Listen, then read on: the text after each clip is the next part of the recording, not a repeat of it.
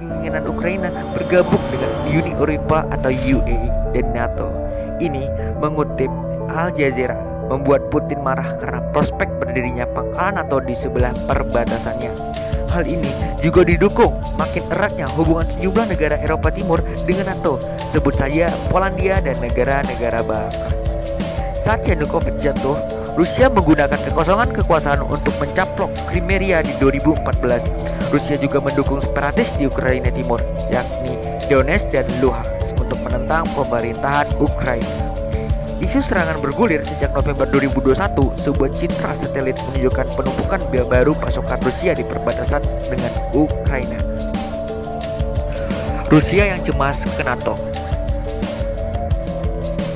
Rusia membantah akan menyerang kala itu. Namun, negara Putin mengajukan tuntutan keamanan yang terperinci kepada Barat. Salah satu poinnya meminta NATO menghentikan semua aktivitas militer di Eropa Timur dan Ukraina. Rusia meminta aliansi tersebut untuk tidak pernah menerima Ukraina atau negara-negara bekas Soviet lainnya sebagai anggota. Dalam wawancara eksklusif dengan CNBC Indonesia 16 Februari, Duta Besar Rusia untuk Indonesia, Lyudmila Georgievna Veroibieva, mengatakan Rusia tidak pernah berniat menyerang tetangganya itu.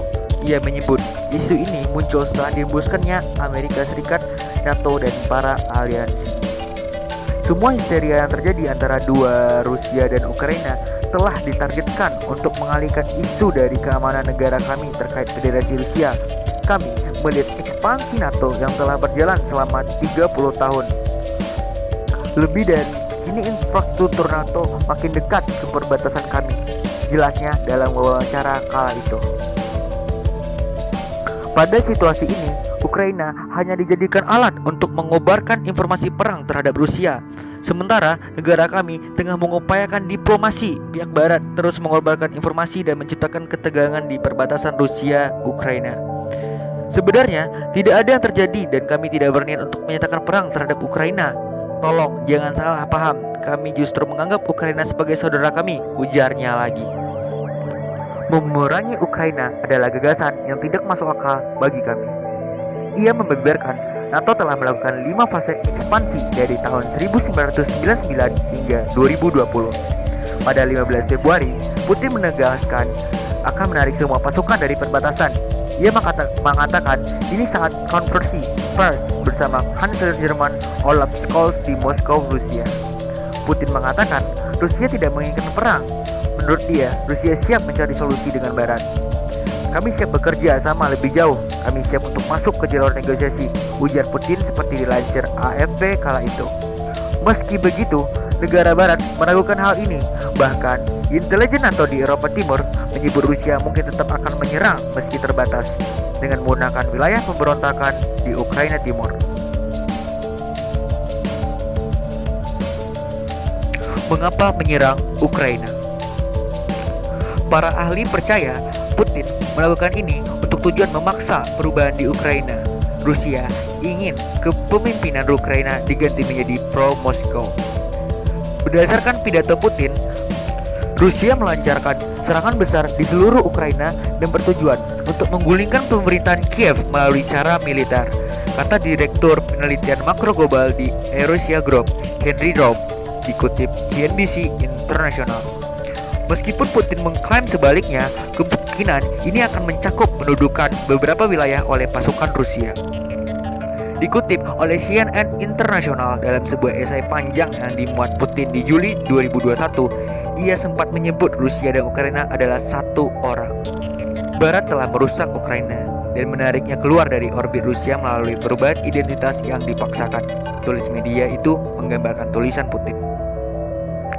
Dalam pertemuan dengan media yang dihadiri CNBC Indonesia pekan lalu, seorang pejabat senior Kedutaan Besar Amerika Serikat di Jakarta mengatakan pelanggaran terang-terangan Rusia terhadap hukum internasional menjadi tantangan langsung terhadap tatanan berbasis aturan internasional. Ukraina sendiri merupakan anggota PBB yang artinya negara merdeka dan berdaulat. Merusak prinsip-prinsip tatanan berbasis aturan internasional, melemahkan fondasi kerjasama internasional dan pelanggaran Rusia mengancam perdamaian dan stabilitas di benua Eropa. Menurut saya, Perang Rusia dan Ukraina adalah perang yang sangat disayangkan terjadi karena hanya akan menyengsarakan orang-orang yang berada di kawasan perang. Upaya atau peran Indonesia untuk mengakhiri perang tersebut tentu sangat terbatas, mengingat Indonesia mempunyai hubungan baik terhadap dua belah pihak yang sedang berseteru. Dan juga menimbang Indonesia adalah negara yang netral yang tidak bergabung dalam blok atau kubu manapun. Jadi, Indonesia mungkin hanya harus lebih menyuarakan tentang perdamaian di forum atau acara internasional guna menolak perang senjata yang telah berkecamuk antara Rusia dan Ukraina. Berikut adalah pernyataan pemerintah Indonesia terhadap perang yang terjadi antara Ukraina dan Rusia. Penghormatan terhadap tujuan dan prinsip piagam PBB dan hukum internasional, termasuk penghormatan terhadap integritas wilayah dan kedaulatan penting untuk terus dijalankan. Oleh karenanya, serangan militer di Ukraina tidak dapat diterima. Serangan juga dapat membahayakan keselamatan rakyat dan mengancam perdamaian serta stabilitas kawasan dan dunia.